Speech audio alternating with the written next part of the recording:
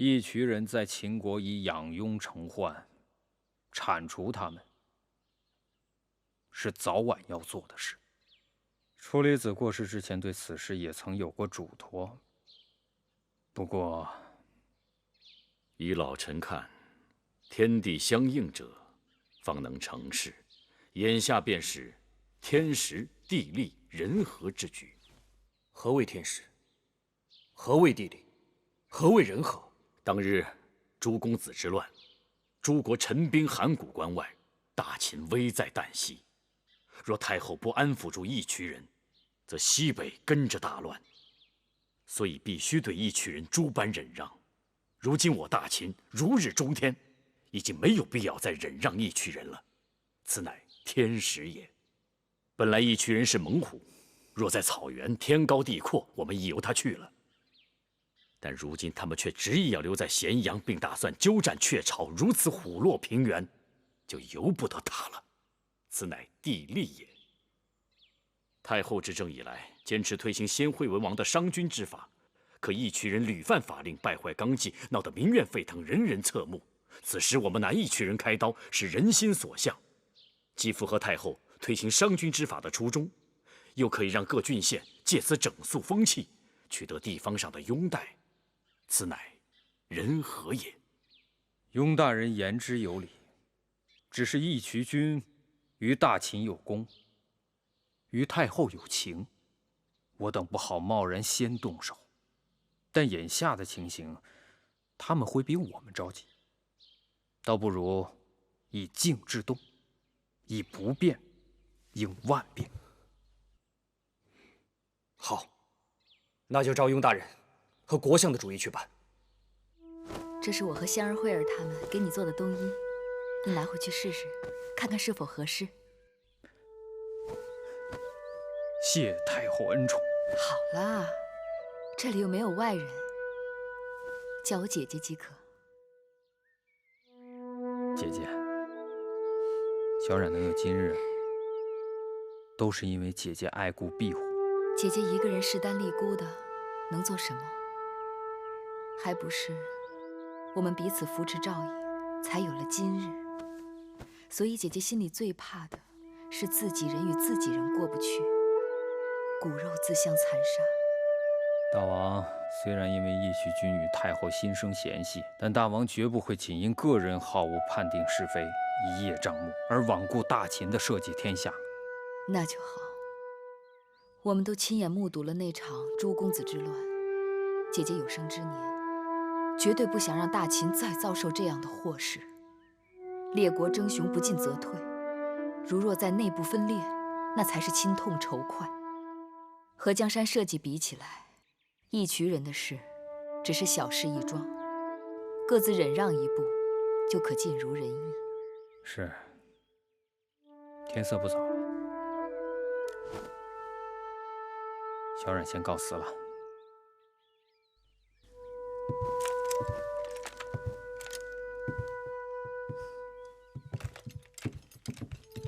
好，义渠君。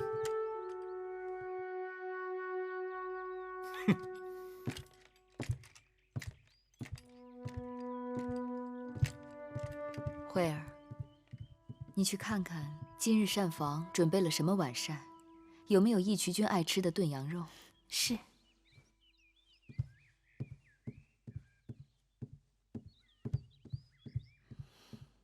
你这是做什么？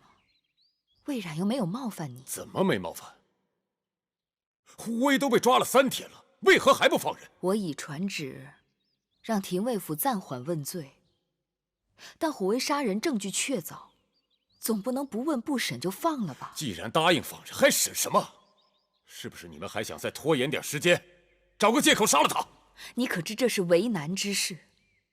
按照大秦律法，王子犯法与庶民同罪。当日继儿的父王犯法，商君因为他是太子难以责罚，就割了太子父的鼻子。如今虎威杀人，我若轻而易举放过，那世人便会以为秦国执法因人而异，那这法度哪里还能让人信服？哪里还能威慑众人？怎么，你还想割了我的鼻子？你这是蛮横无理。既然真的有人犯法，那就要有所处罚，不然会乱了人心。那是你们大秦的法，管不到我们义渠人。义渠人也是大秦的百姓。我们义渠人高兴做大秦的百姓就做，不高兴了就不做。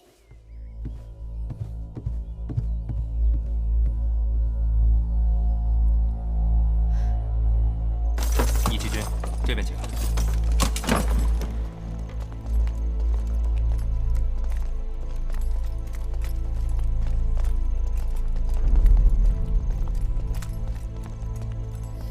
义渠君，就是这件。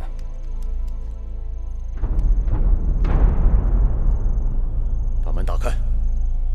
这……打开！是。打开。是。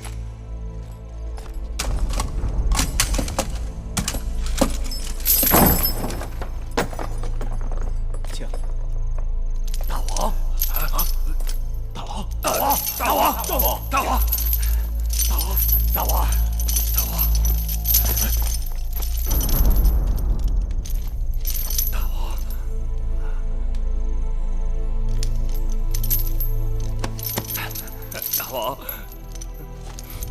大王！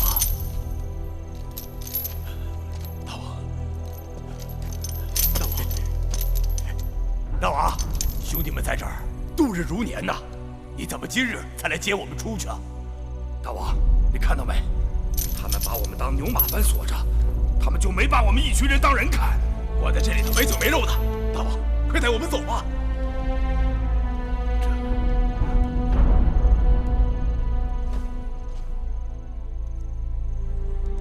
本王知道，兄弟们在这儿受苦了。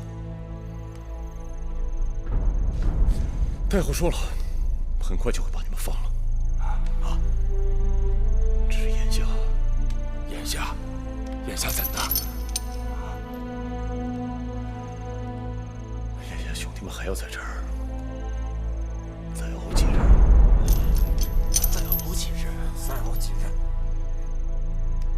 好，嘿，既然我等给大王惹了麻烦，那就听大王的，再住几日。住几日？住几日？为了大王，我们再忍忍。住几日？不就受点委屈吗？住几日？住几日？住几日？住几日？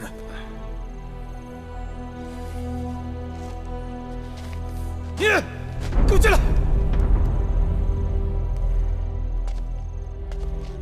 义渠君有何吩咐？把我兄弟们身上的链子立刻摘下来。这，按照大秦刑法，他们犯的可是重罪，万万不可。少说废话！我让你谢了。本官无权擅自做主，这必须得请示了蒙敖将军，方可行事。你信不信？义渠君，这个虎威将军犯的可是死罪，朝廷若是追责起来，本官实在难以担当。大秦朝廷管不到我们义渠人。对，义渠君，你吃的也是大秦朝廷的俸禄啊！那从今日开始，这俸禄本王不吃了。你竟敢杀廷尉！义渠君，你要谋反！别杀我！你也不想活了吧？小的照您的话去做便是啊！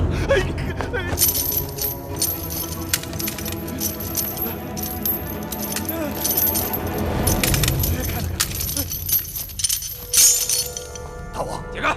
眼下我们该如何？走，回大营。走。太后，昨日若非白起将军带人及时赶到，两方早已火并。眼下，王军已将义渠大营团团围住，如不妥善处置，后果不堪设想。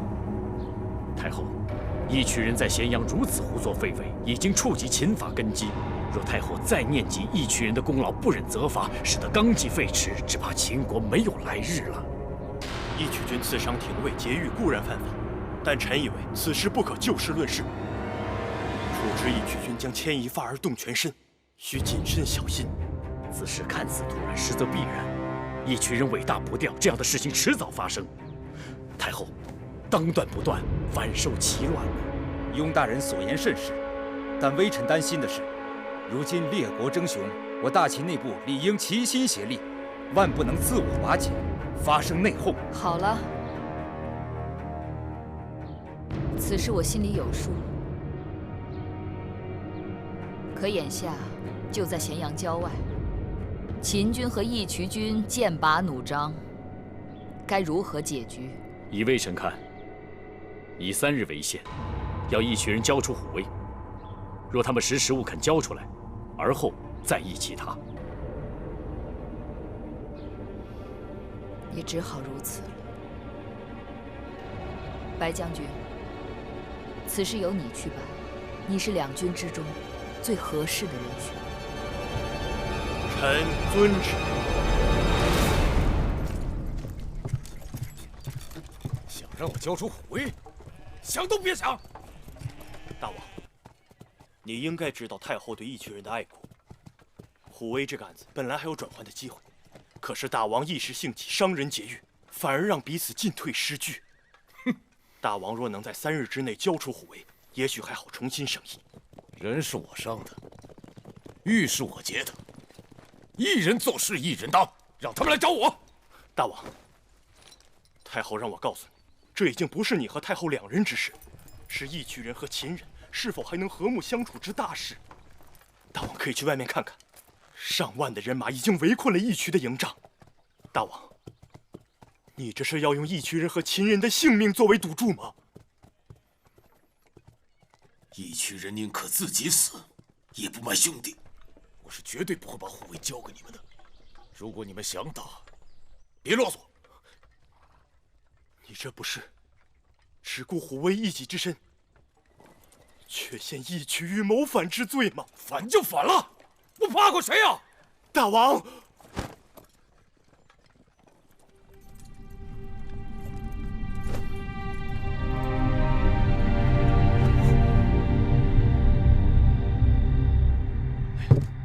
大王，虎威再敬你一碗，谢你带兄弟们生死手足。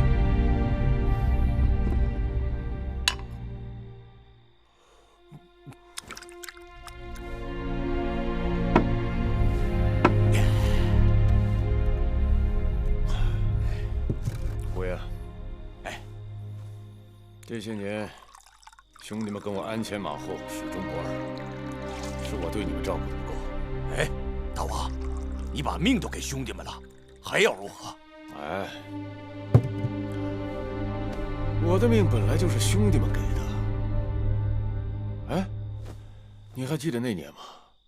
我义渠国与东湖开战，我义渠勇士遭了埋伏，数万人战死在沙丘之中。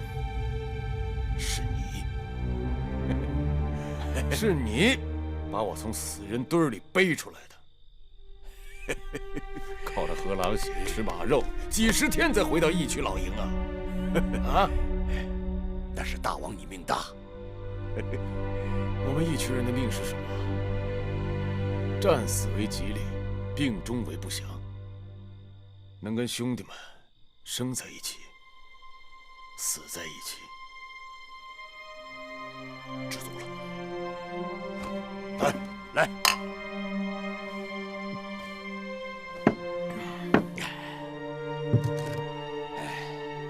眼下，虎威给大王和义渠人招致了麻烦，导致秦人对咱们不依不饶的。既然都是虎威的错，那就请大王不必再为虎威担干系了。屁话！你惹了麻烦，我也惹了麻烦，这叫锅底不嫌灶黑。你我是龙头跟缰绳，谁都离不开谁。再多说都是屁话。哎，可是秦人兵马把咱们义渠大营围的是密不透风啊！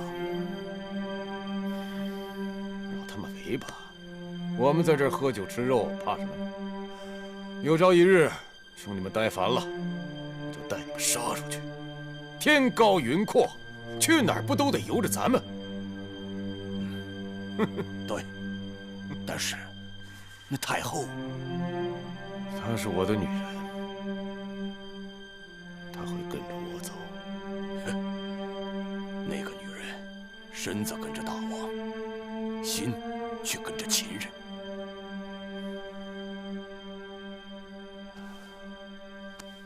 我跟他有过誓言，他不会对义渠人怎么样的。大王，你还记得吗？老吴至死都不肯让大王跟那个太后成婚。开始虎威也不明白，他为何说若是大王娶了那个女人，义渠将要大祸临头了。如今看来，老吴的话灵验了。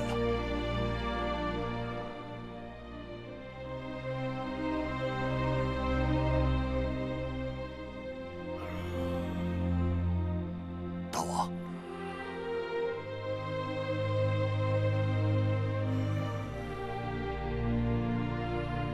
大王，既然你我是兄弟，我就不应该成为你的累赘，成为义渠人的累赘。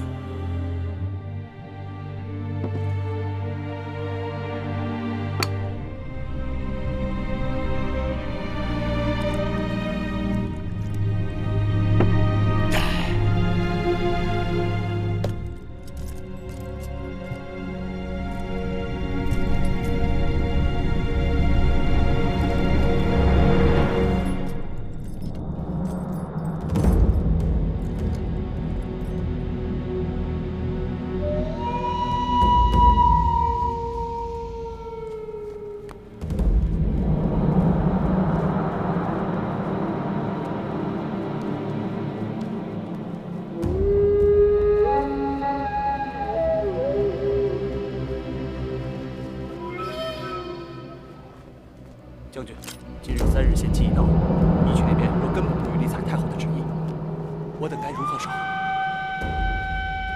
先礼后兵，也算是仁至义尽了。将军，有人出来了。将军，将军，将军，胡将军，将军，将军，闪开！将军，将军，胡卫将军，将军，闪开！将军，将军，将军，将军，回去！将军，不能去啊！将军，你不能去啊！将军，走！将军，将军，回去！走，准备应战！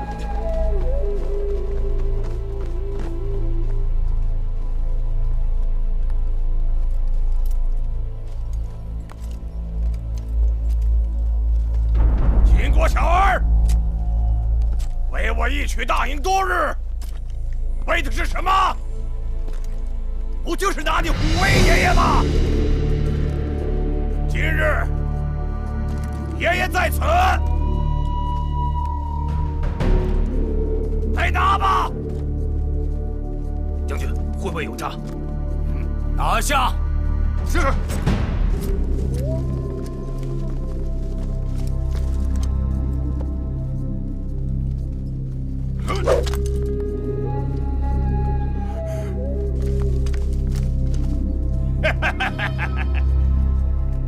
就凭你们几个，也想拿你虎威爷爷吗？也不看看你们有没有这个命！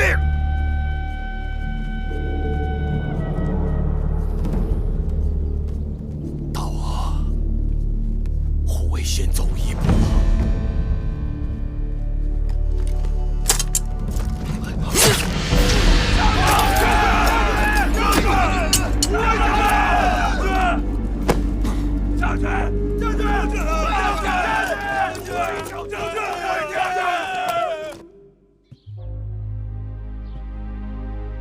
虎威自刎，出乎意料。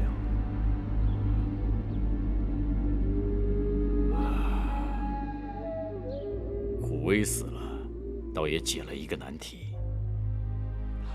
明日可通告天下，就说虎威受秦法感召，幡然悔悟，以死谢罪。我们也可将蒙敖将军的兵马撤回来，免得进退两难。可是护卫和义渠君关系迥殊，我只怕他那里，难办。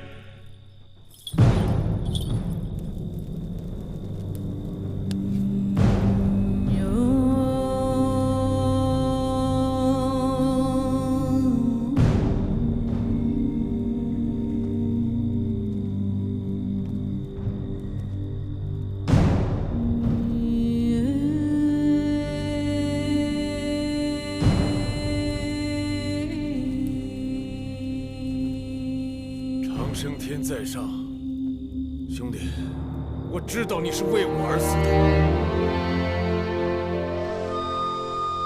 你放心，我绝不会让你为我白死。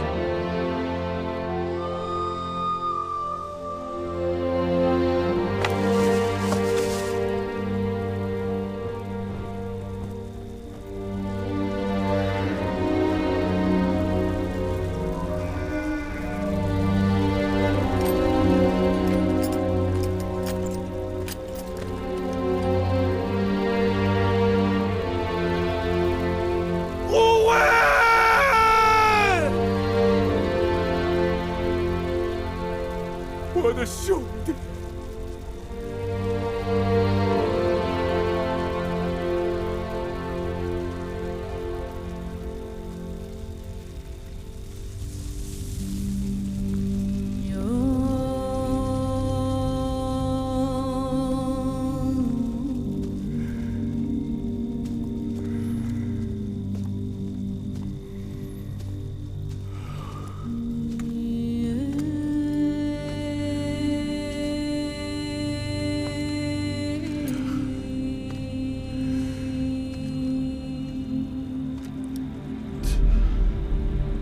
将军的人马已经在日落前撤走了。他们趁虚如愿了，害死我的好兄弟。大王，只怕护卫不顾一己之身，也是为了成全大王和义渠啊。护卫忠心，他一心只为了我着想，从此我活着，便欠他一条命。事已至此，放手吧！我不会放过他们的！不是他们苦苦相逼，护卫不会死。大王，我愿禀报太后，大王愿意带着部下回到草原。大王是草原上高飞的雄鹰，太后是盘踞在咸阳宫中的凤凰。你离不开草原，他也离不开咸阳。大王，既然大王已经统一了草原，义渠人已经有了远胜于过去的富饶的土地和坚固的城池，咸阳不值得再留恋了，义渠人该回家了。不，这里就是我的家，这里的一切都有我义渠人的一份儿，我为什么要回去？啊！大王是因为舍不得太后，她是我的女人。假若大王和太后已经走到了尽头，留在咸阳只是对两个人的戕害。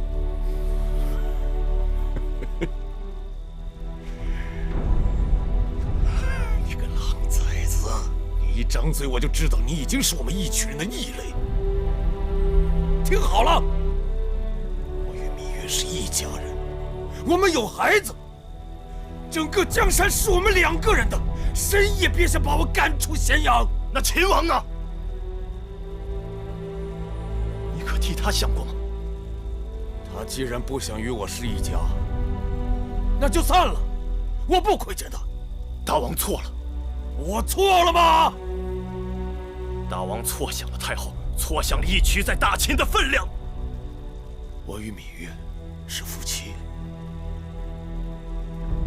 是否对错，用不着你告诉我。大王知晓的是太后，她是大王的妻子；大王不知晓的也是太后，她是大秦的太后。大王，不要再逼太后2者中选其一了，那是会逼死人的。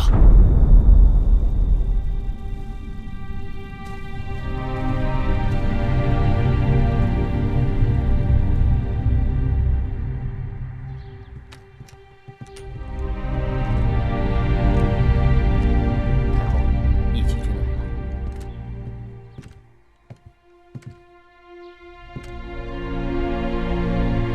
义渠君，坐。义渠君，太后赐座了。本王不想做。义渠早已归顺大秦，义渠君不可在太后面前再称王。你个阉人，本王面前也有你开口的份儿。木心是秦宫的大监，治宫整饬是他的分内之职，这是宣誓殿，不是交房殿。义渠君，还是遵守礼法，好自为之吧。那你就让他出去。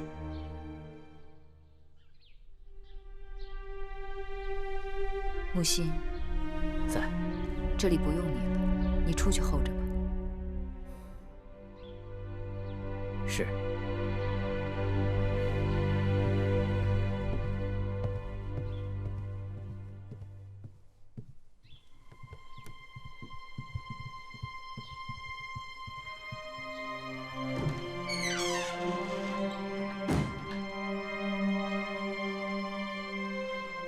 悔死了！你们还让他背上一个以死谢罪的名声，你们秦人好毒！虎卫触犯秦法，当街杀人，说他幡然悔悟，以死谢罪，比不知悔改、畏罪自尽不好吗？我已经让朝廷送去了钱粮，派人去后续他的家人，该是给足了他面子。面子？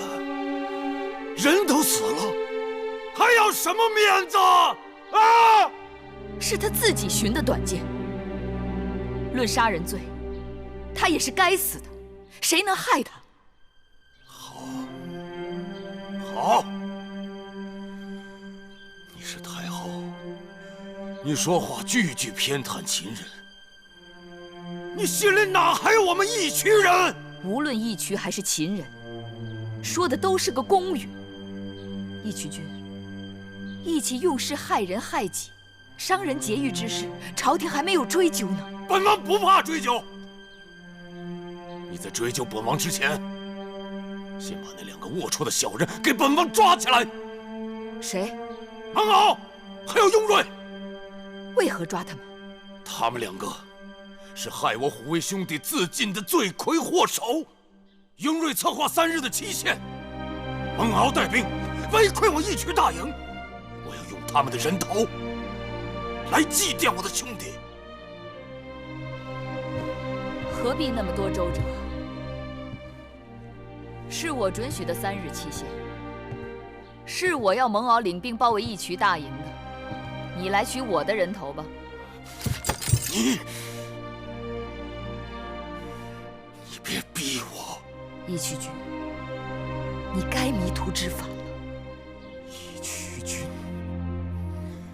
在这大殿上，你一直叫我义渠君，在你的心里，从来没有把我当成是你的男人。你从来没打算让我染指江山社稷。你我是宣誓殿外的夫妻，宣示殿内的君臣，江山社稷，自然不可任人随意染指。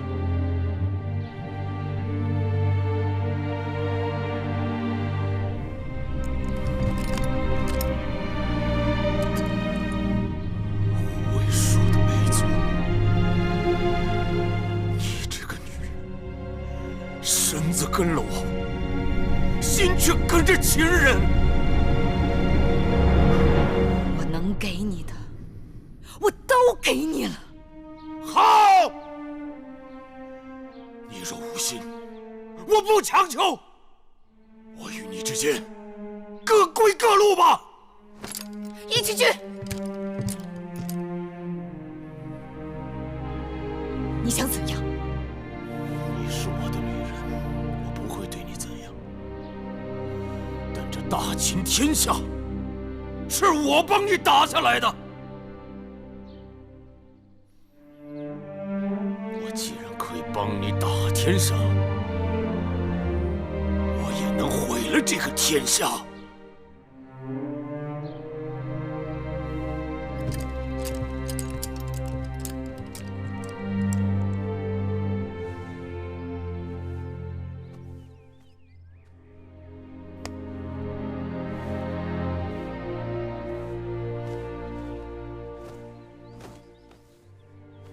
太后，袍子缝制好了，等哪日义渠君来了，再给他吧。收起来吧，不知道他还会不会来。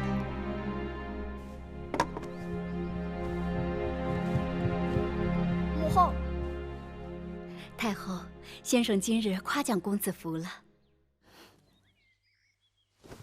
夸奖福儿什么？先生夸福儿敏勉虔诚。福儿是如何对答的？福儿对先生说：“逝者如斯夫，不舍昼夜。”福儿答得好。可是，香儿姑姑说，王兄像我这么大的时候，比我更能干。父王常让他看策论，还让他到司王馆去听策士们辩论。若是你们的父王还在，也会让你看策论的。可我从没见过父王，母亲是在梦中与父王相会，才有了我。那，福儿，你想见父亲吗？想啊，下次福儿做梦，让父王看看我好不好？过2日，福儿就10岁了。真快啊！我的福儿都快10岁了。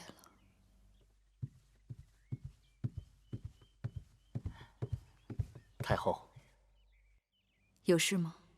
义渠君派人传来口信，说后日就是公子服的生辰，义渠君有几匹好马要送给公子，并请太后带上小公子去骑马。母后，我要跟你去骑马。母后，我们去骑马吧。母后，我要去骑马。母后，你就让我去吧，我要去骑马。母后，你就让我去吧。好。哎，上马。小心啊！嘿，好嘞。福儿，抓紧缰绳。记住了啊，这马可是很聪明的，专欺负怕它的人。如果掉下来，千万不可以哭啊，要不然他会看不起你的。知道了。去吧。这，快点，快点，这，快点走，快点走，这，别扶我，这。我以为你不会来了。我开始曾不想来的，可你还是来了。福儿10岁了，我想让他见见亲生父亲。坐吧，咱俩喝一杯。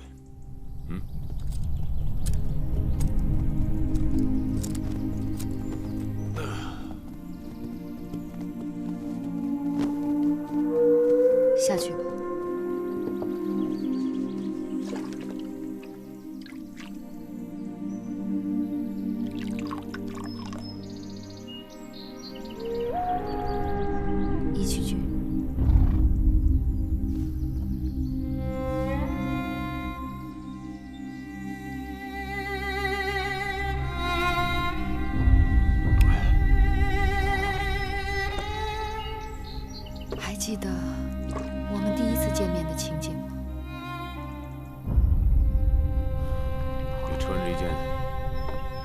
披风，一路自乱军中冲出，我想拦你，你却用石子打了我好几下。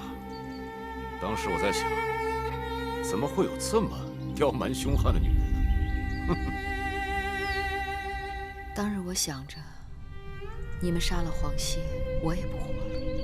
没想到，我还是活了下来。那时你为了黄歇，一心要杀我。可是到如今，你还没杀掉我。我不仅没有杀了你，还做了你的女人。长生天在上，有些事情我们自己做不了主。可我想自己做主。我真想叫时光倒流，我想让你我仍像从前一样，心无芥蒂，和好如初。野马君，一家人在一起不好吗？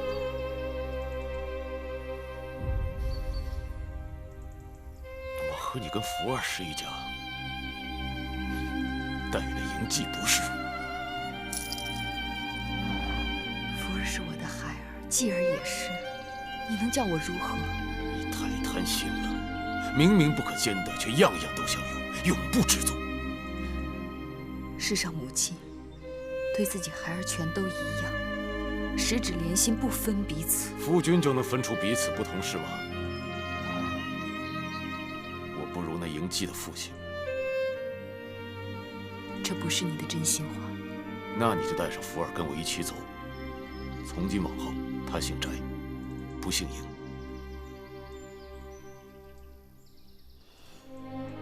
你知道，这不可能。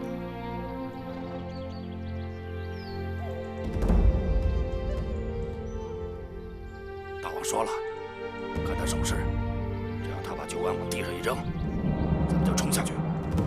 记住了，掳走太后和公子，其他人一律格杀勿论。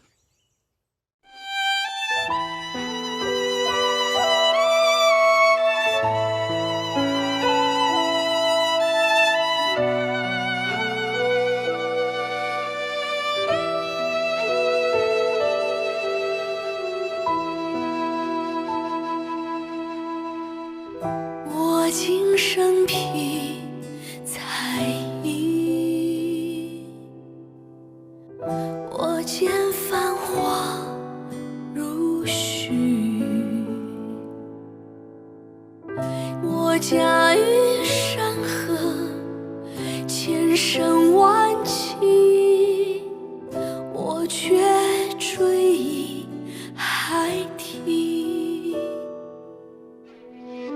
想过无猜无期，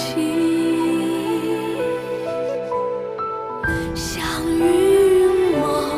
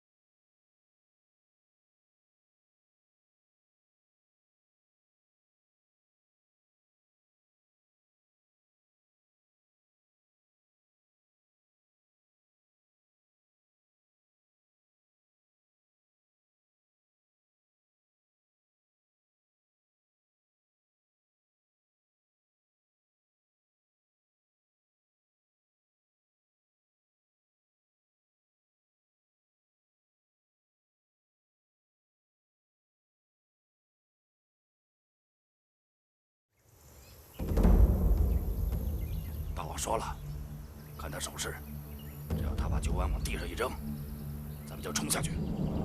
记住了，掳走太后和公子，其他人一律格杀勿论。将军，我们什么时候动手？别慌，太后有令，义渠人不动，我们就不动。是。我不想逼你，但这件事情必须得有个了断。如何了断？既然你不想放弃营妓，那就放弃咸阳吧。我不明白。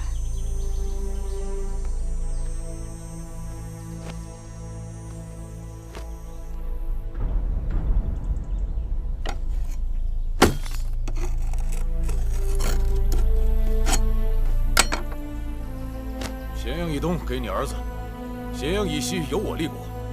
我义渠人也不占你秦人的便宜。大散关以西由我掌管，大散关以东到咸阳，留给福儿，如何？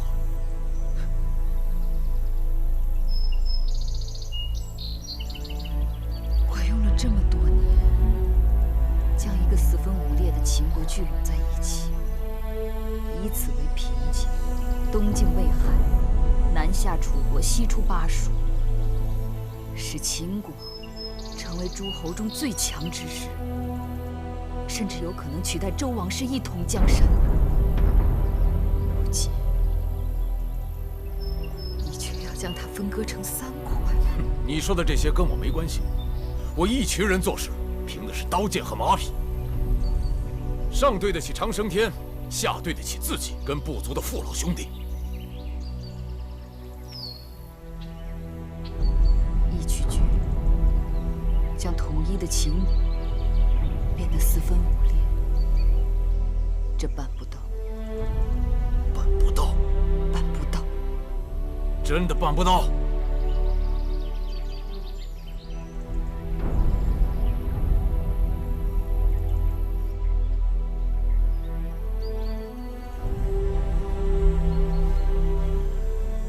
那我们就接着喝酒。大王举杯了，准备。剑手前，刀出鞘，准备。义渠君，自从嫁给你，我一直把你看得比我自己还重。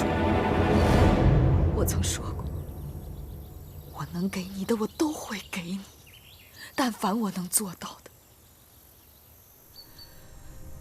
大秦的江山是秦人和义渠人一同打下的，我就不信秦人和义渠人愿意看到自己用性命换来的江山再次被无端分割。我不信福儿愿意和兄长反目成仇，更不信长生天愿意看到骨肉相残。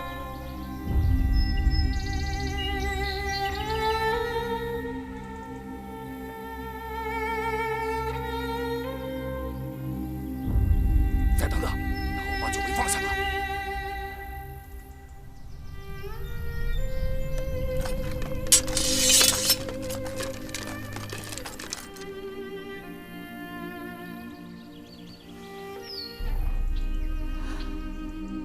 看在父亲和孩儿的份上，你再回去好好思量一下，你我之间万事皆可商谈。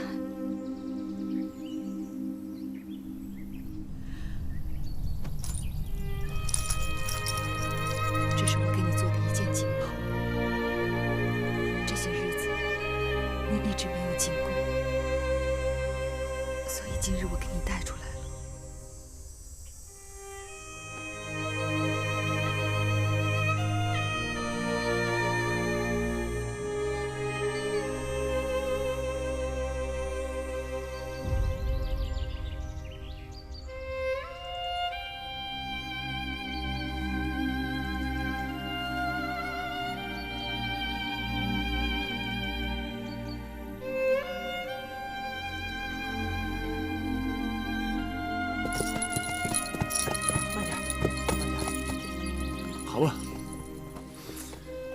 今日就算你我商谈过了，既然你说你心里有我，那就回去跟营记说清楚。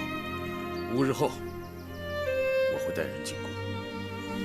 到时候，若宣示殿的大门是敞开的，就以这张羊皮地图为凭，从此两下相安无事。若殿门是关的，莫怪我只能不念旧情，带人杀进去。到时刀剑无眼，杀无赦。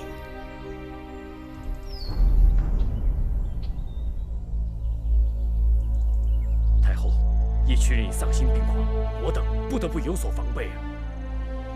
尽管太后一直期望他们能够悬崖勒马，但如今不提防是不行了。微臣愿调动大军，重新包围义渠大营。只要他们敢轻举妄动，即刻将他们全部歼灭。不可！这些年来，秦人和义渠人共同浴血，宛如兄弟。义渠将士在咸阳附近就有上万，在西北还有数十万。如果王军和义渠将士兵戈相见，只怕会引起大秦境内无休止的内战。太后是希望尽可能不大动干戈，而平息事态。正是。白将军，白起自幼在义渠部落长大，知道这些年，义渠将士们已经有不少人把家从草原迁到了咸阳，也有不少人与秦人通婚，在咸阳娶妻生子。他们早已经把咸阳当成了自己的家园，即便跟随义渠军与朝廷对抗，也绝非本意。微臣这几日会尽力的与他们联络，说服他们。一旦真的要离人出鞘，也绝不把秦人当成敌手。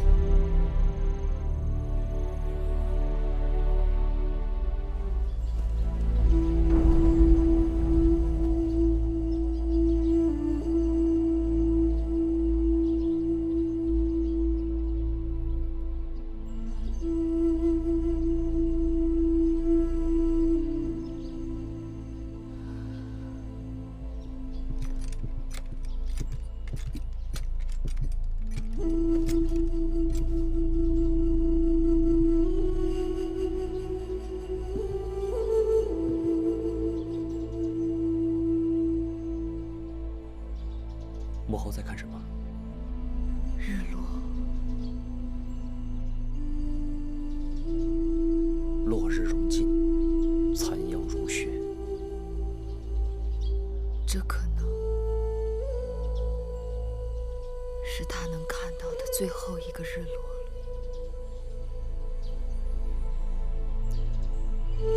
明日就是第5日。我当日若不把他拖到咸阳来，搅进这些他无法理解的纷争当中，此刻他还在草原上行猎、纵马、放牧。他是匹野马驹子，天生属于那边的日月星辰，不属于这里的楼阁亭台。幕后，不必说了，都这个时候了，说什么都没用了。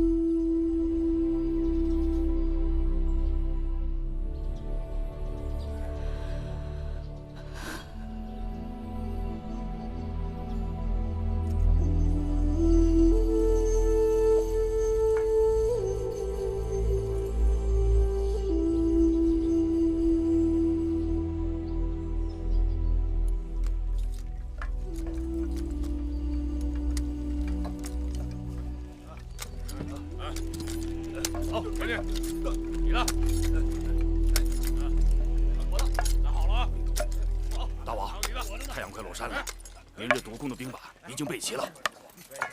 好，告诉兄弟们，酒肉酣畅，好生歇息。是。大王，明日会有一场恶战。不会的，我与他之间不需要。大王，还是有备无患的好。他曾经说过，终究要取我性命，可是他做不到。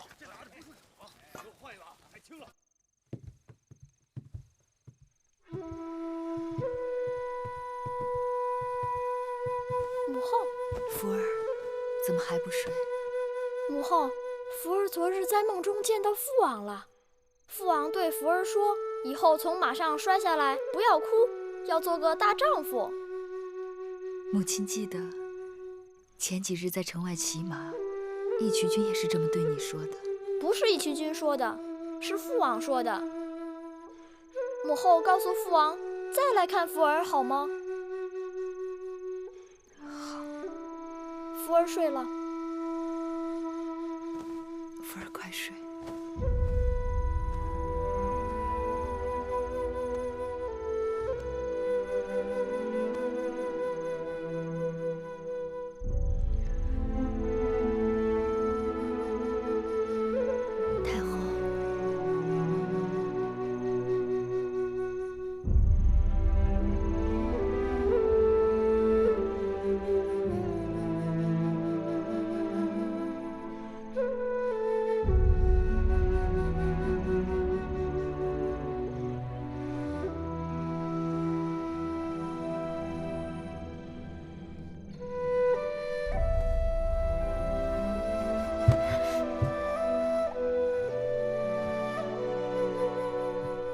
也许过了明日，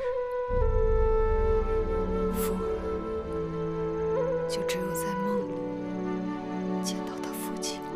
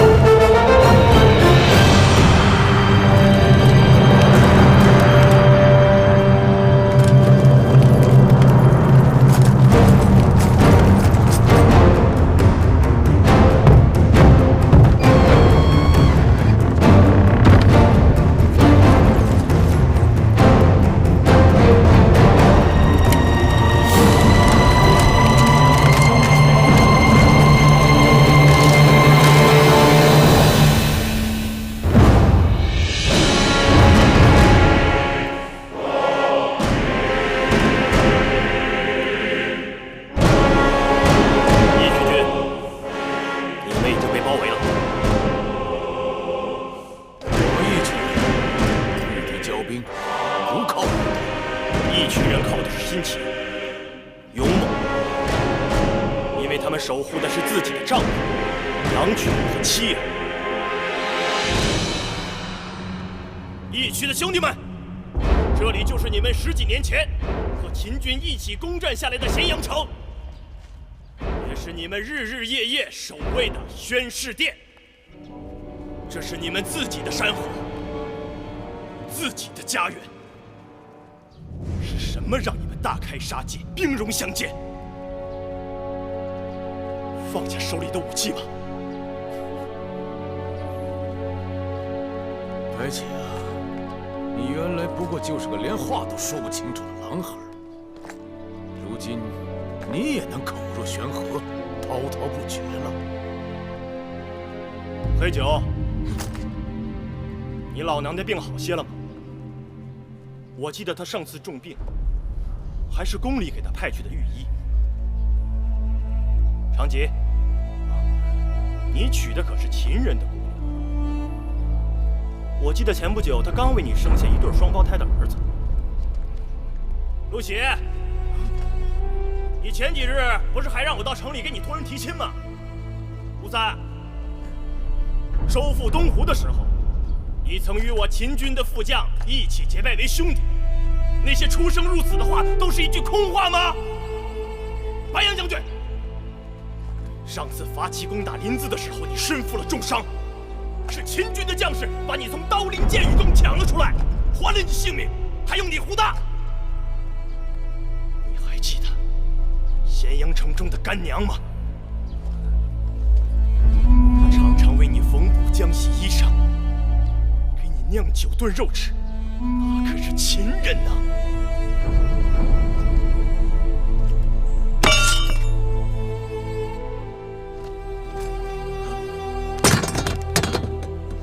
我杀了你们！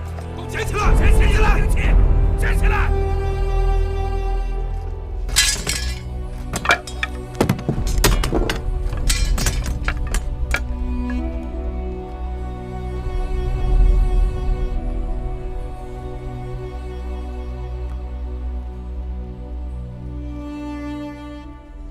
白起，你果然是个养不熟的狼崽子。大王，放手吧，眼下放手还来得及。秦人和义渠人没有半点的仇恨，仇不仇恨先放一边儿。你不是秦国的常胜将军吗？还没与我交过手的，来吧！大王与白起有恩，白起不能与大王交手。动手！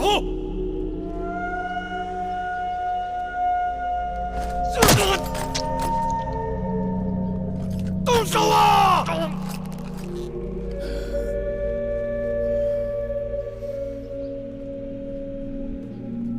大王，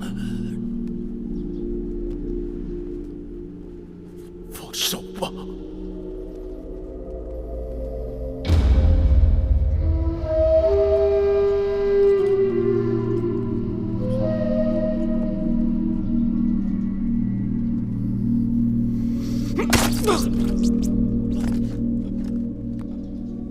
给我闪开！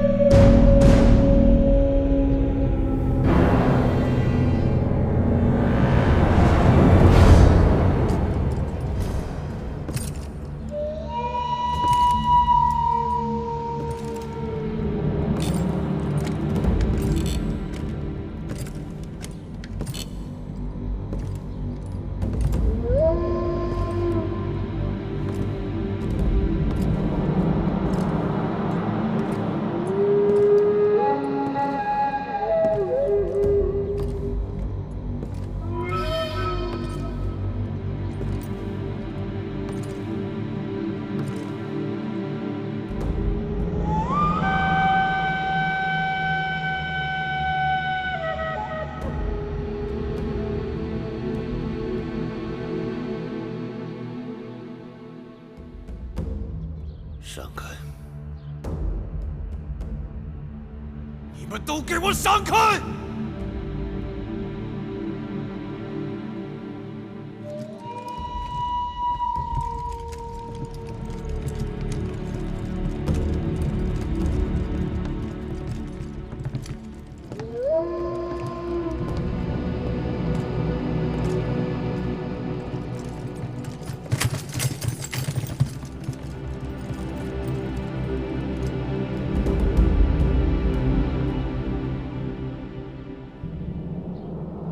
义渠君，见了太后，还不跪拜？本王跪天，跪地，不跪女人。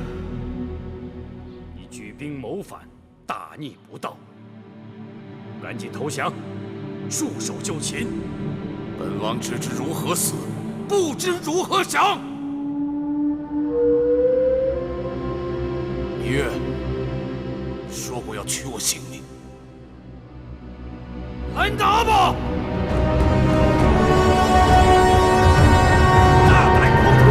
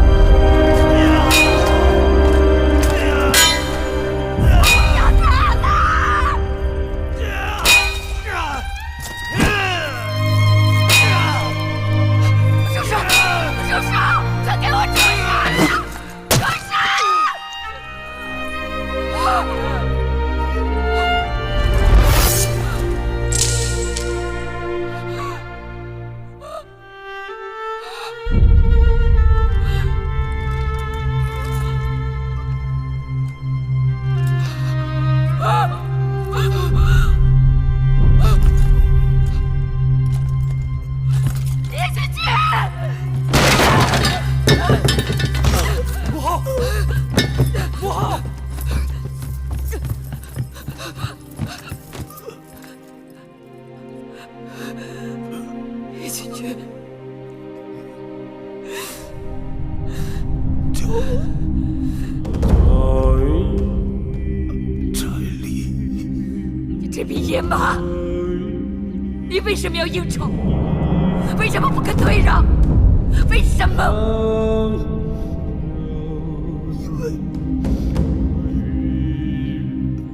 因为我是义渠人。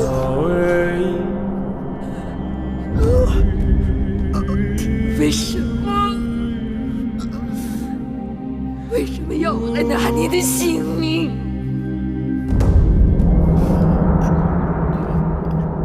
莲儿，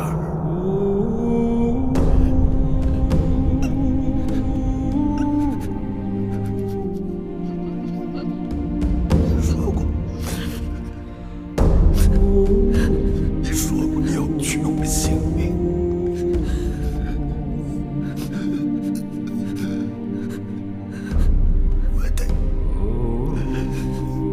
我得把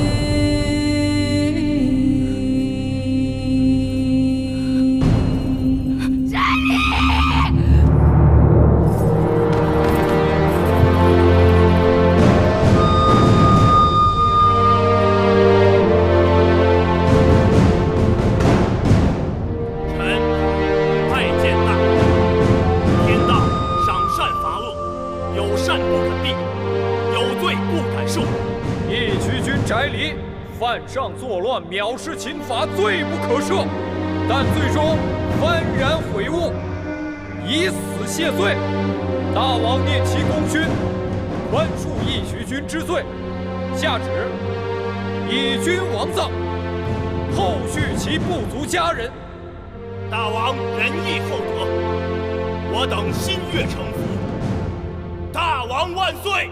大王万岁！大王万岁！义渠王死后，大秦完成了对义渠的兼并，不但得到了无尽良马骑兵，而且从此东晋出征再无后顾之忧。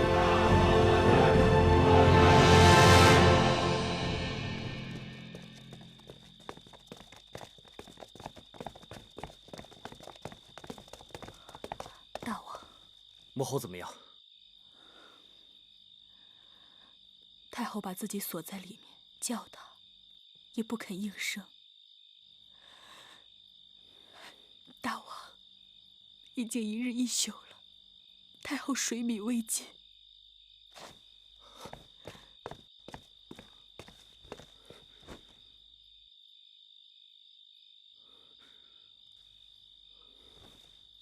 这可如何是好？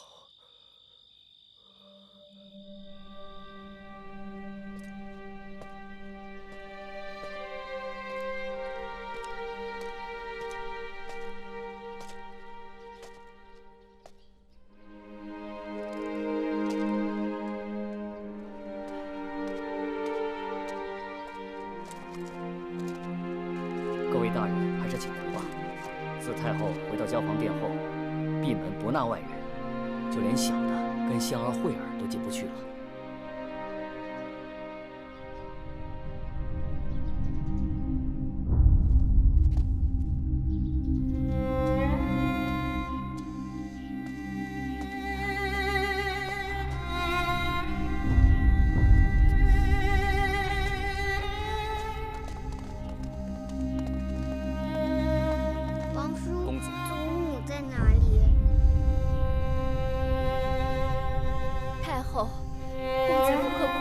来给您请安了。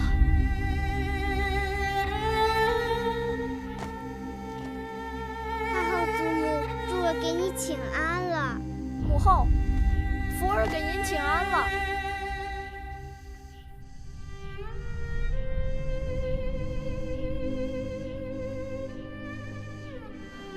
太后明白你们的心意了，两位公子请回吧。公子福，你年长。母后，父母之所爱，宜爱之；父母之所敬，宜敬之。母亲有所忧戚，福儿忧戚，福儿不可起来。等祖母太后开了门，珠儿便会起来。太后，香儿给您跪下了。就算太后不心疼自己，也心疼一下两位公子吧。太后，慧儿也给您跪下了，求您看在两个孩子的份上，别再委屈自己了。太后，小的母亲给您跪下了，已经是第3日了，您就开门，喝一口汤水吧。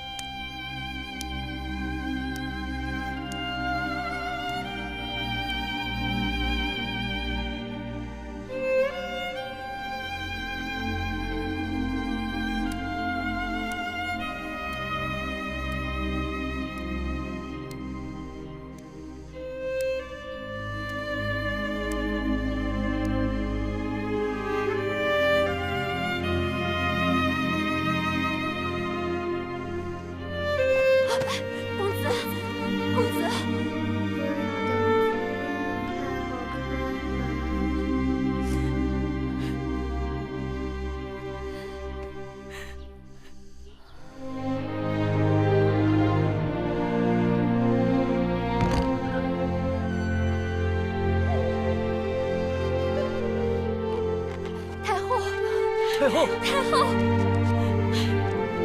母后，母后，太后，太后，太后。太后，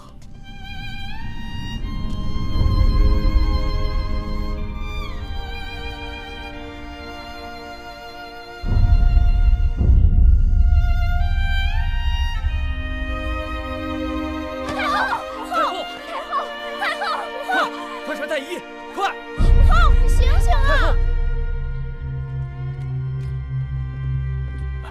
国相，太医令去交房殿为太后问诊，怎么到此刻还没有消息？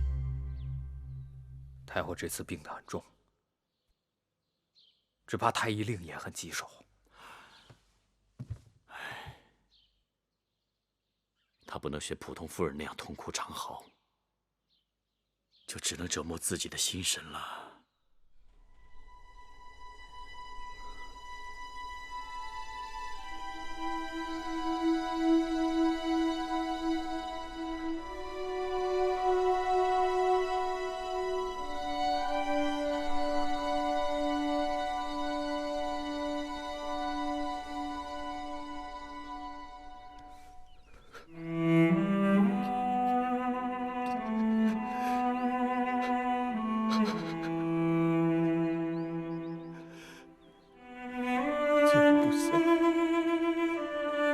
让母后受苦。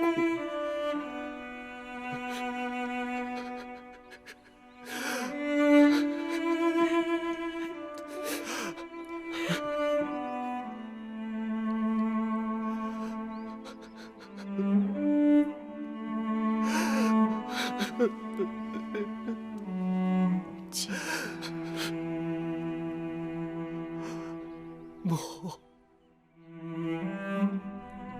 继儿为何伤心？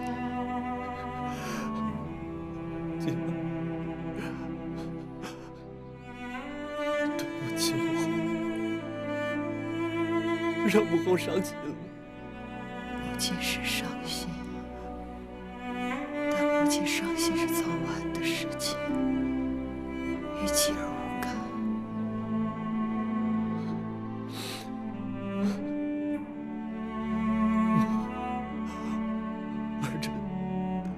儿臣愿意为您做任何的事情，儿臣是宁愿死，也不愿意为扰了母后，让母后伤心。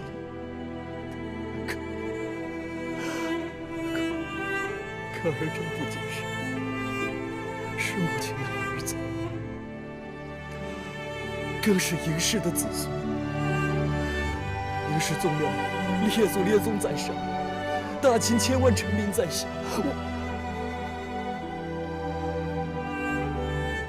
我如果不是一国之君的话，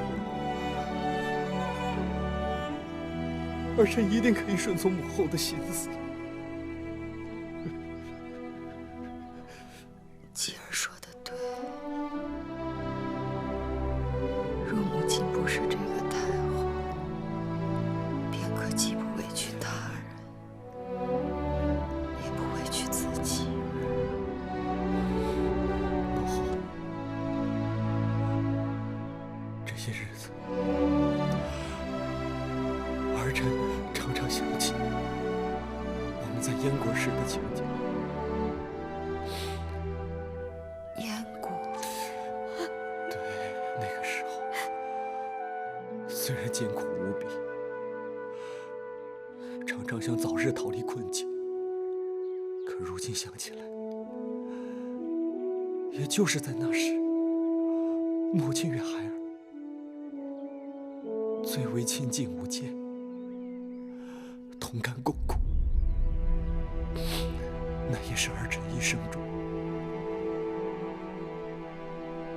与母亲最为贴心的日子。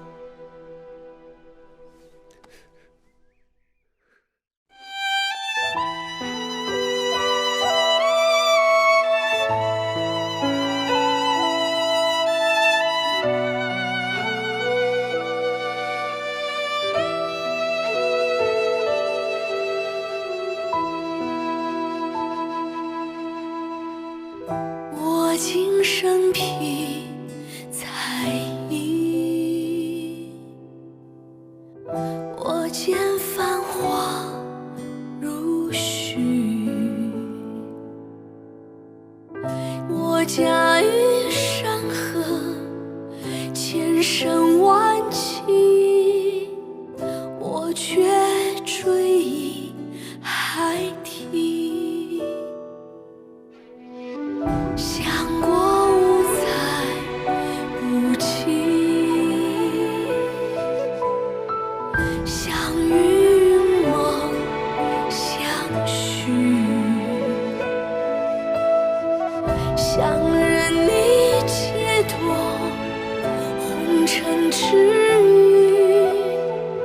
永生不得离去。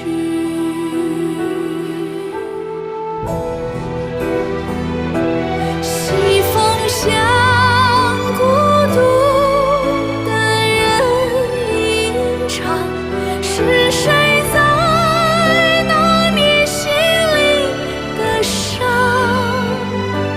将欢情褪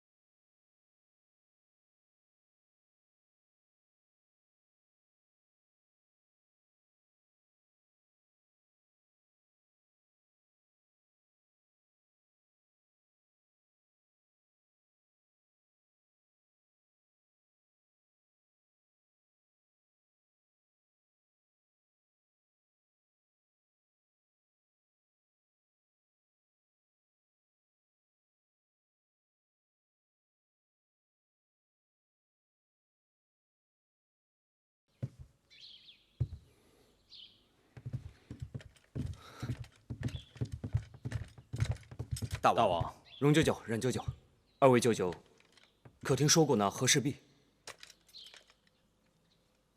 大王怎么会想起那和氏璧来了？臣听说赵国新君花重金把它买了下来。是啊，知道他在哪儿就好办了。寡人想把他请到秦国来。大王是想用他讨太后的欢心？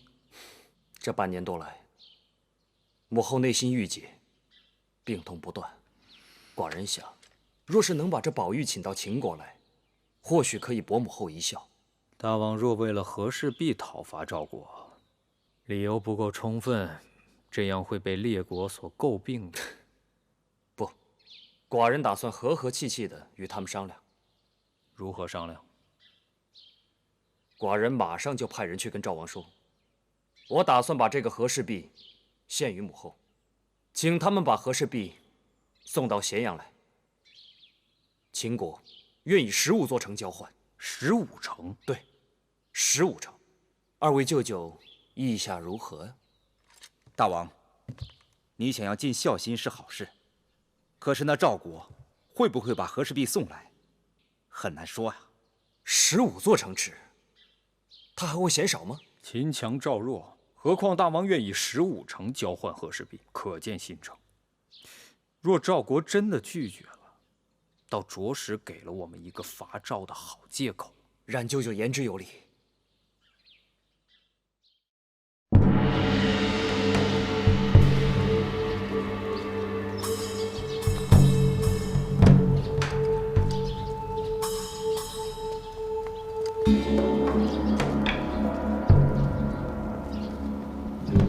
赵国使臣蔺相如送和氏璧入秦宫。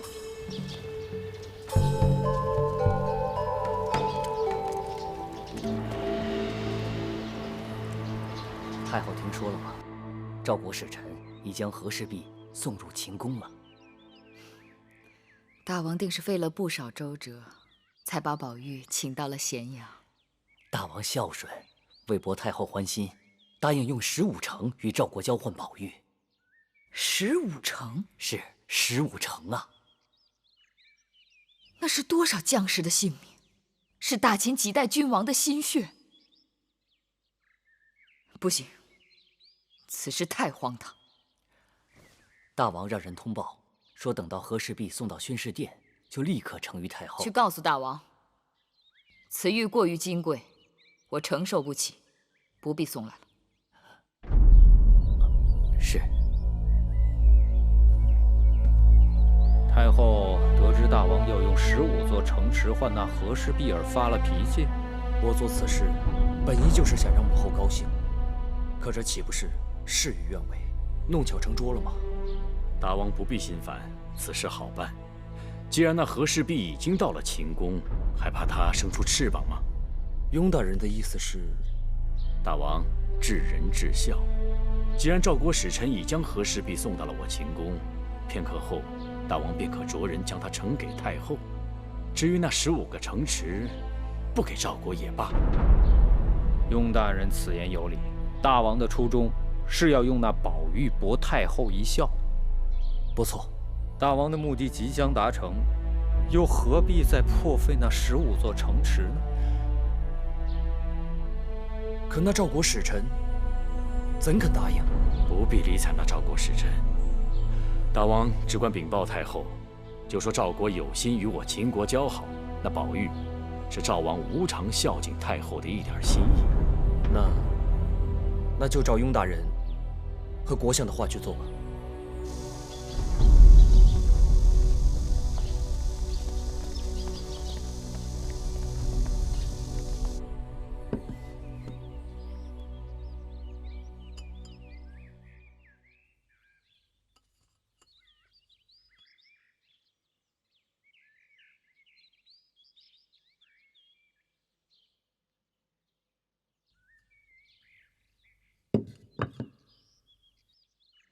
太后，这是真的吗？是真的。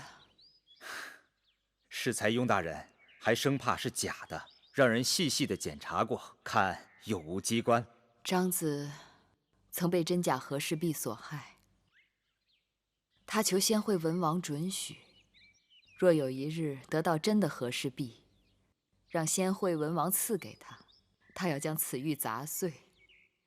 幸好张子不在了，这么好的宝贝，砸了多可惜呀！若有人要砸了这和氏璧，蔺相如还不与他以死相拼？这蔺相如是何人？宦官令妙贤的一个门客。这等贵重宝物，这赵国怎会随意差遣一普通门客出使？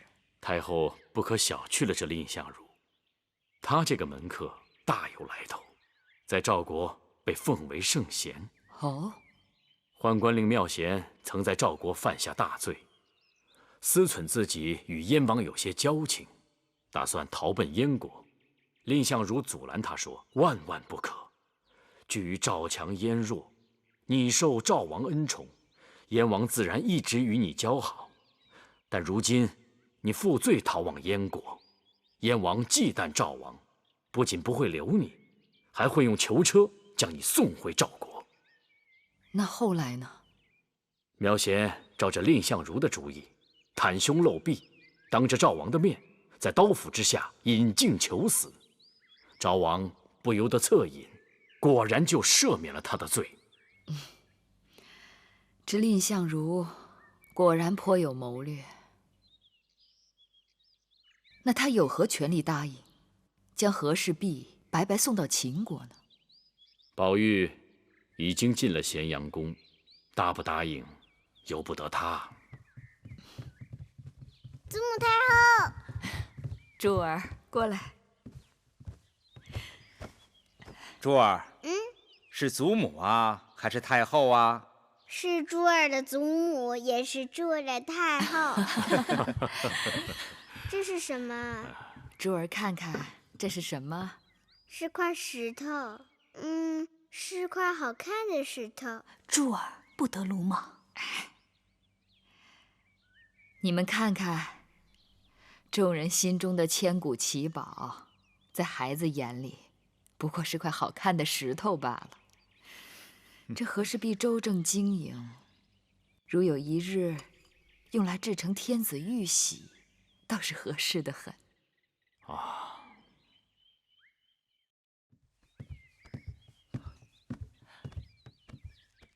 太后，前头大王派人过来，要把玉璧拿回去。为什么？赵国使臣说，玉璧上有瑕疵，要指点给大王看。怎么会呢？或许是有道理。记得太后当年发现那块假和氏璧，就是因为它过于白玉无瑕。夏儿说得对。所以啊，大王让小的拿回玉璧，让那个赵国使臣指给他看瑕疵到底在哪儿。慧儿，把那和氏璧给木心拿去吧。是。待大王看完了，小的呀再给太后拿回来。不必了。太后，我已经领略了和氏璧的真面目，拿得回拿不回都无妨。是。木心，小的在。你在前面把眼睛放亮点。这几日为了和氏璧，说不定大王要辛苦一阵。你若听说大王要杀那蔺相如，就想办法挡上一刀，速来报我。是。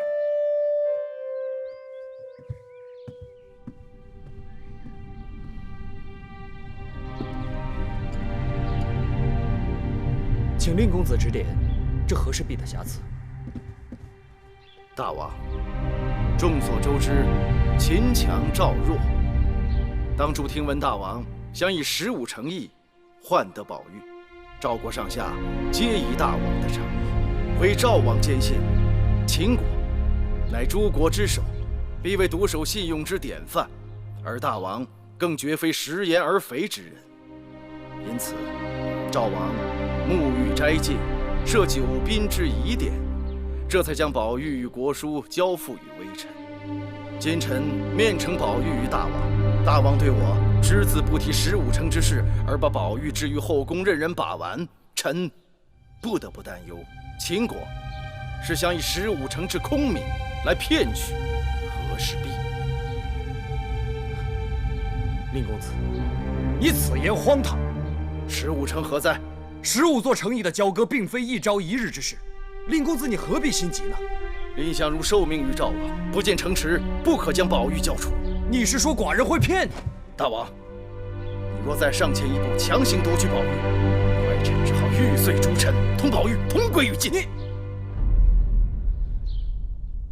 好，好，寡人即刻就将15座城池指给你看。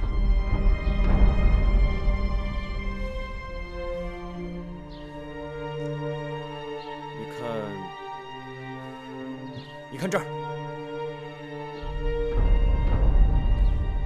就是这儿，上郡的15座城池。即便如此，大王若真对着宝玉有所诚意，更应礼仪相待。怎样才叫礼仪相待？沐浴更衣，斋戒5日，重新迎宝玉进宫。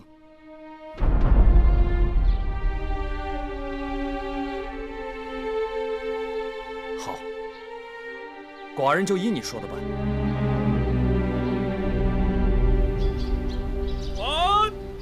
赵国使臣蔺相如觐见。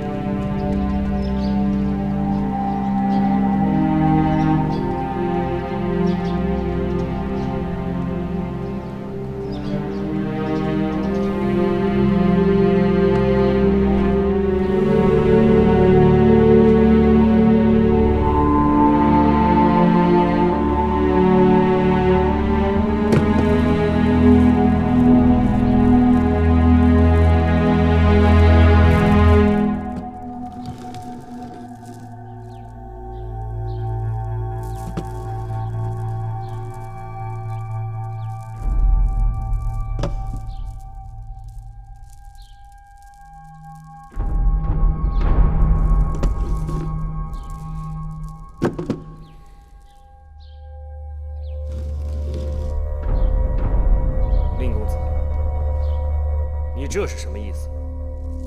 和氏璧何在？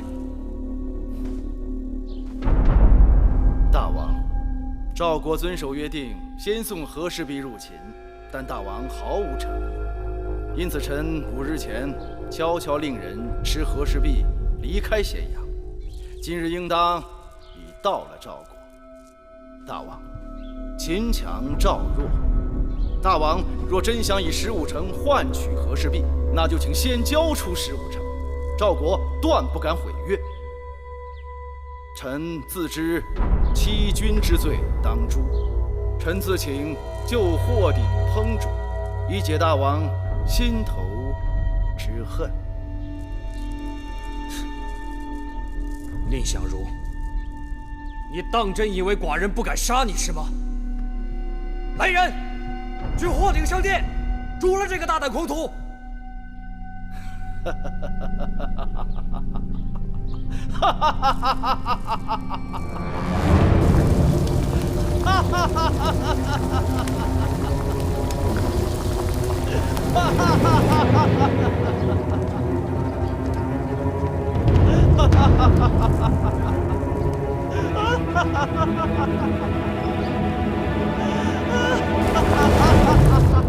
蔺相如，你算计了寡人，也算计了你自己的性命。臣好久未曾热汤沐浴了，谢秦王恩赐沐浴。好，寡人成全你，伺候蔺公子沐浴。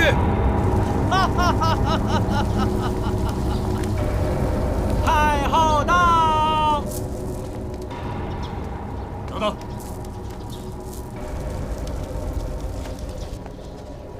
母后，儿臣惭愧，惊动了母后。听说今日宣示殿热闹得很，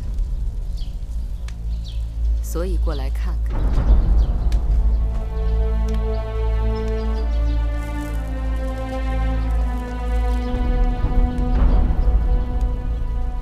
外臣蔺相如拜见秦国太后。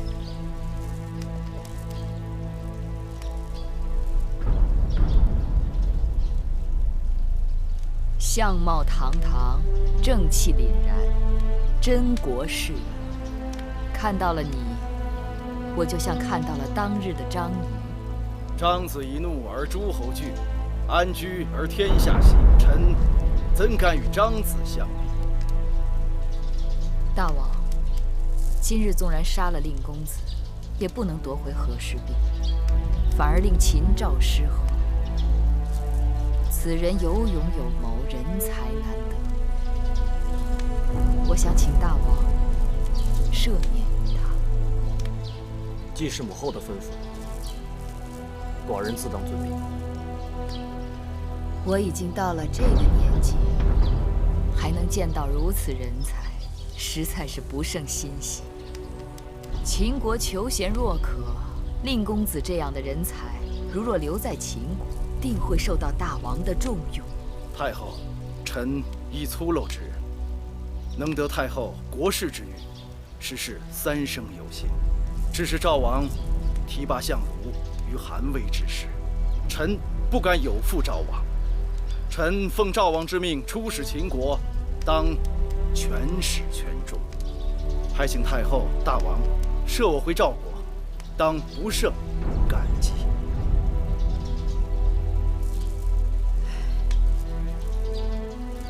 可惜啊，可惜！大王，你要好生礼遇令公子，务必要令天下之士知道我秦国求才之心。是，儿臣遵旨。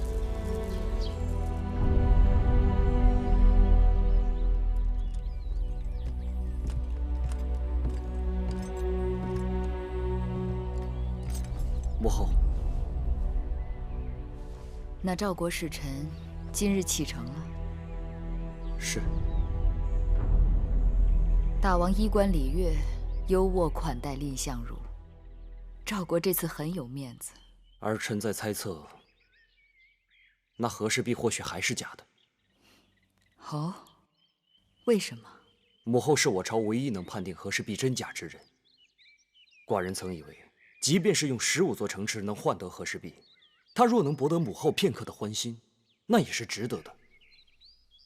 可和氏璧到手之后，母后对他似乎根本就不在意。在母后眼里，那和氏璧早已是我大秦囊中之物，只不过在赵国手中多放几年罢了，何必在意？儿臣知道，在母后的心里，只有江山社稷。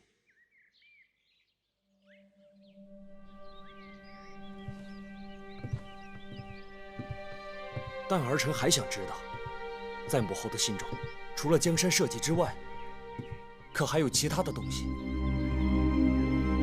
自然有。母后孤苦飘零，无援无助之时，想要的是一碗热汤，一间遮风避雨的小屋，和一双能与我互相扶持的手，绝不是一块和氏璧。财宝皆身外之物，能慰藉母后的，都与财宝无干。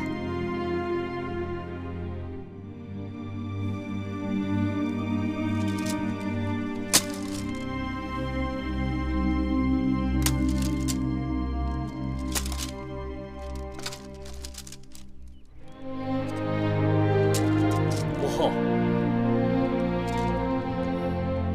太后，母后，姐姐。你们来了。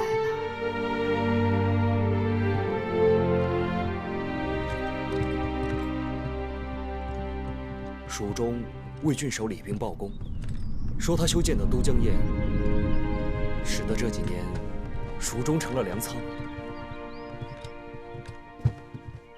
这几年征战频频，军粮有很大一部分出自蜀中。李冰修成都江堰，功在千秋。还有一事，母后可能已经听说了，白起讨伐楚国，摧枯拉朽，攻占了郢都。这几日已经兵至晋陵了。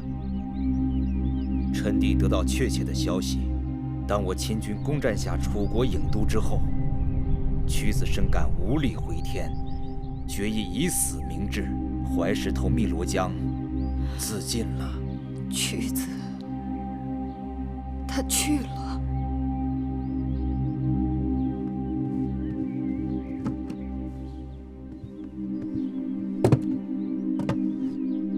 这是屈子辞世前写下的哀影辞赋，臣弟托人抄录，从楚国带回。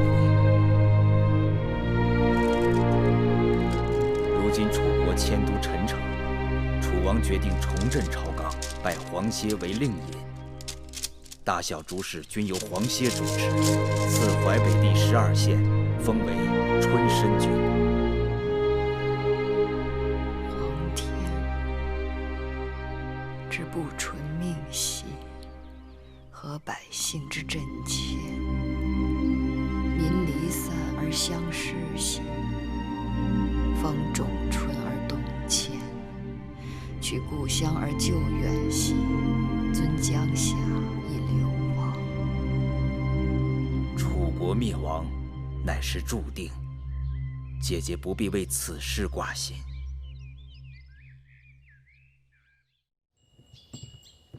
化而为鸟，其名为鹏。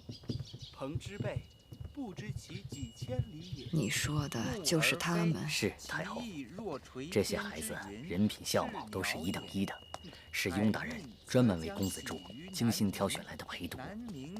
难为雍大人了。拜见太后。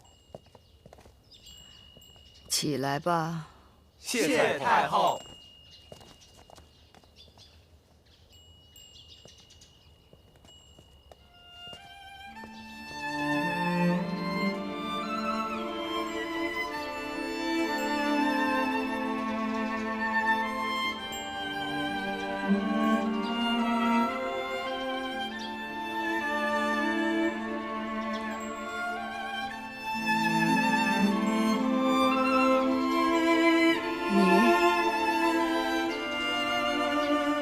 过来。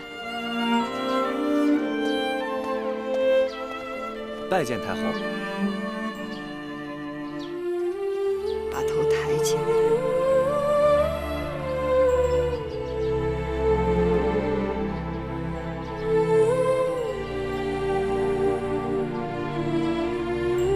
你叫什么？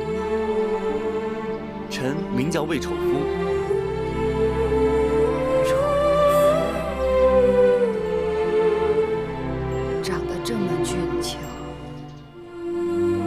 叫丑夫，是因丑年生人，故名丑夫。原来如此。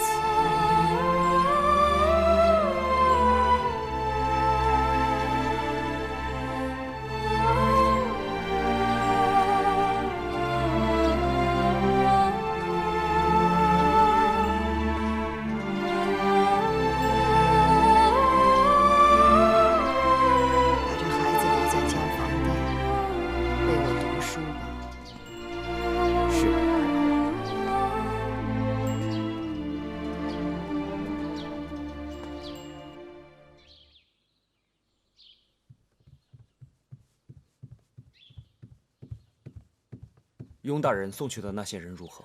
禀报大王，太后把魏丑夫留在交锋殿陪读了。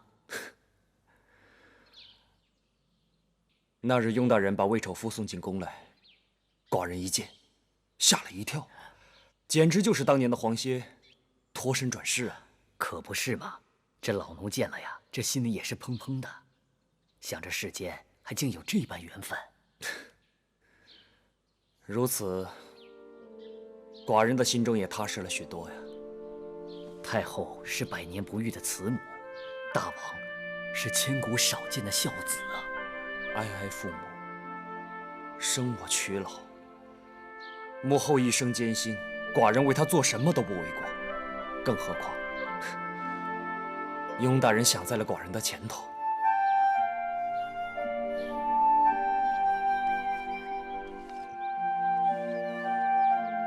这是春申君从楚国托人带来的书信，你念念。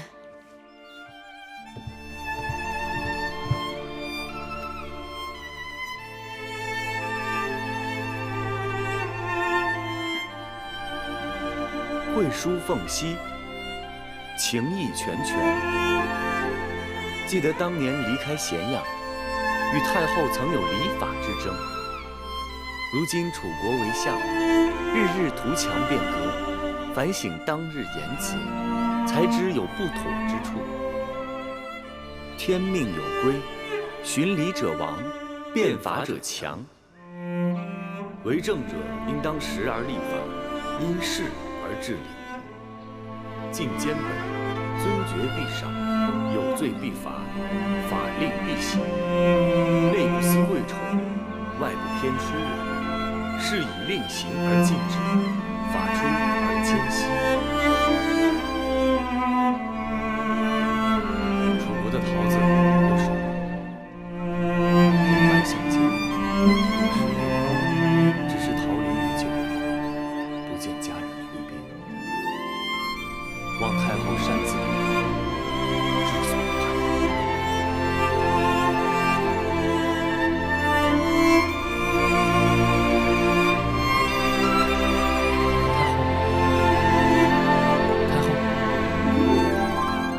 太后，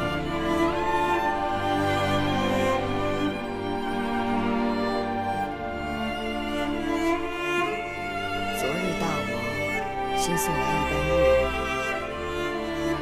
你们听过，觉得好吗？大王一片孝心，自然是好的。子歇，你说呢？太后叫错微臣的名字了。微臣不是子歇，微臣是魏丑夫。我心里当然明白，你不是子歇。丑夫，这些乐女演奏的楚乐如何？楚乐乃太后家乡之乐，是集天地日月之精华，可谓金玉交辉，天籁之美。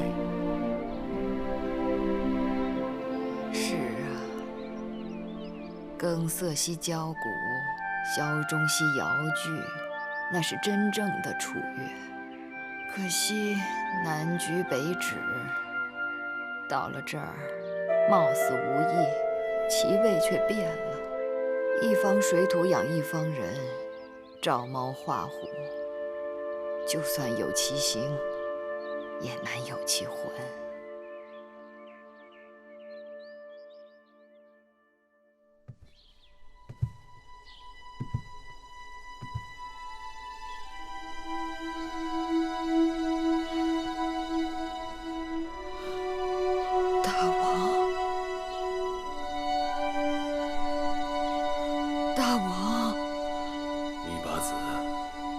这是怎么回事？你怎么显得比寡人都要老了？大王春秋盛年，可我却不知不觉地老了许多。你一定是受苦了，头发都熬白了。大王，这些年你都去哪儿了？为何丢下臣妾一个人？寡人一直在那边等你。在哪里？你知道的，那边。在哪里？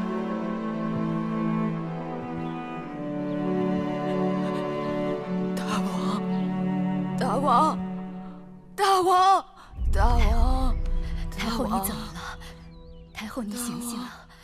太后，你醒醒！大王，大王在哪里？大王在宣示殿呢。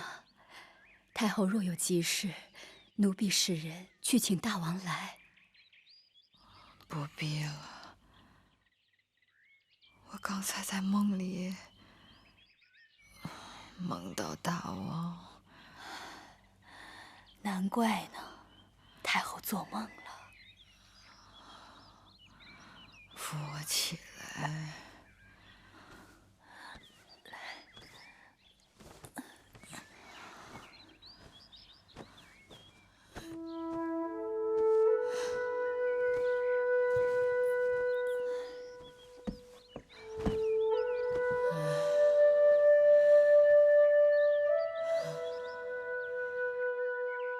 香儿、慧儿，你们跟了我几10年了。你们说，若有一日我先走了，或者你们先走了，我们到那边还会再相见吗？香儿以为会的吧。慧儿和香儿还打算到那边接着伺候太后呢。那就是说，人死后还有知觉，还能做他们想做的事情。定是这样，不然为何历代君王都带那么多生前欢喜的东西下葬，还要让很多奴婢之友和歌舞之友跟过去服侍他们呢？这么一想，我就放心了。生前楚国是回不去了，可到了那边，说不定还有机会再回去看看。楚国很远呢。不怕，我们带上吃的、穿的、用的，还有车马，还有要带些服侍俑过去服侍，还得有兵马护卫才行。好像没有听说过兵马为俑。哎，太后回乡，没有兵马守护不行的。慧儿说的有道理。既然要有奴婢服侍、舞乐欣赏，那怎么能够没有兵马护卫呢？是啊，可是为何以前没有人带兵马随行呢？以前没有，可如今有了，不就行了？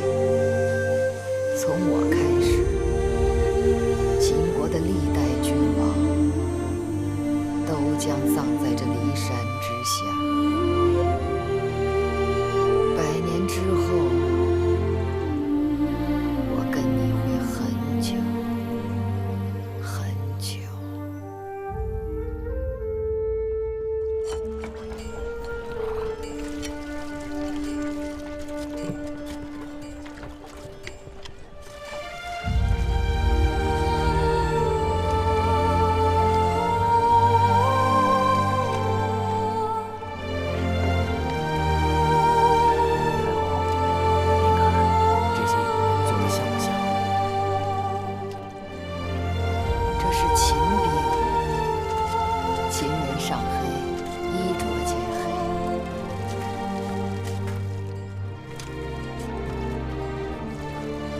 的是楚人，红绿战袍，楚人风情。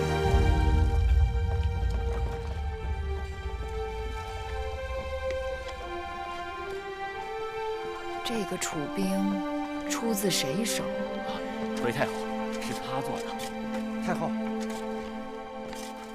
五官容貌倒是栩栩如生，只是魏公子看看，这个永人是不是有点毛病？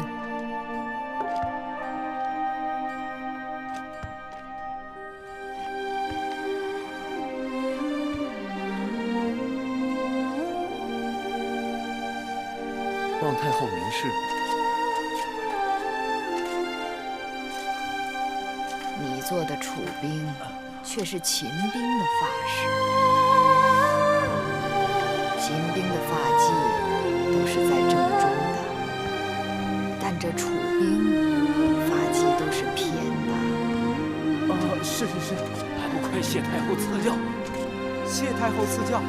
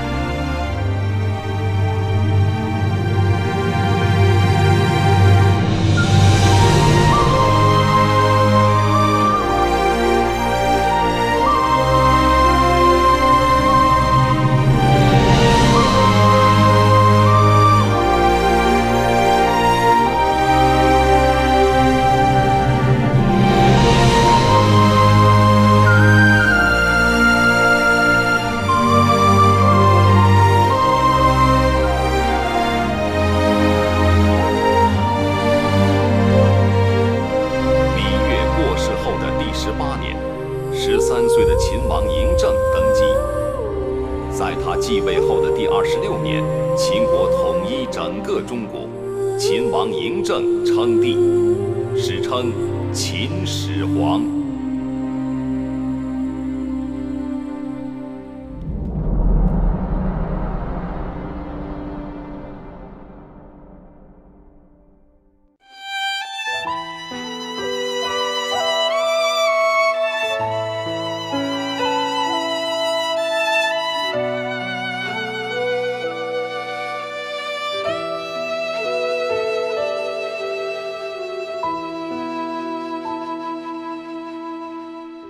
我今生披彩衣，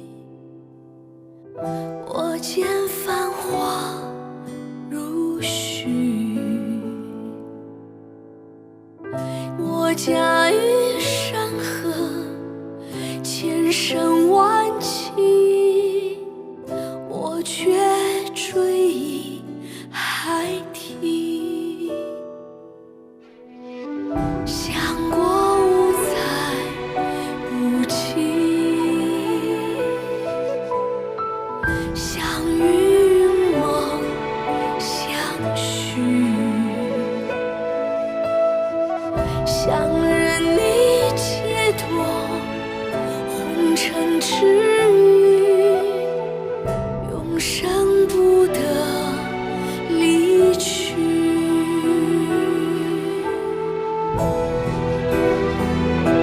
西风向孤独的人吟唱，是谁在拿捏心里的伤？将欢情推理片刻时光，今宵已在夜中。